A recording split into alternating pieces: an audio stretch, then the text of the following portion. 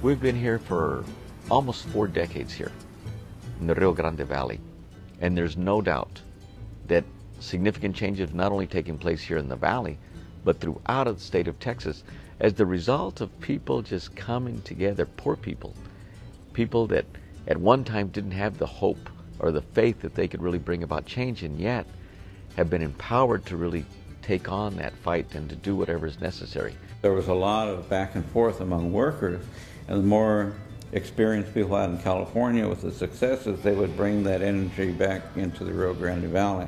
And the more workers went from Texas up to California, the more education they would have in terms of the struggle. They would hear about it or participate in it. So to me, it was never disconnected. One thing that was so apparent is the massive number of farm workers who were involved in the movement at that time. There was a lot of good organizing that had gone on for a long time. It was an educational process, I think, for my father and for my family. I think they still don't understand what I did, but nevertheless, we always maintained a high level of honor and dignity in the work that we did. And because farm workers are in fact so dignified, for goodness sakes. I mean, how could you not think that the work we were doing wasn't anything but for the dignity of those folks?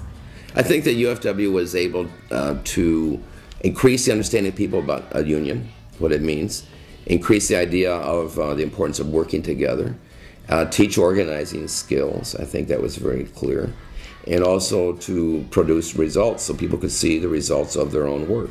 I think the farm worker movement was a little ahead of the Chicano movement.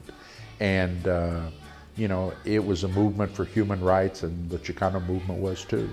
I think, one flowered after the other. I think the farm worker movement, showed a lot of people how those kind of movements were done. What happened in Texas here had a much more big impact in the Hispanic community, or what we call it, Chicano community or Hispanic community, than they did in California.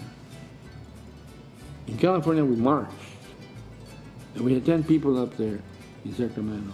And the leaders of all the organizations came, like from the Council of La Raza and the MAPA people and the Unity people came. But that was it.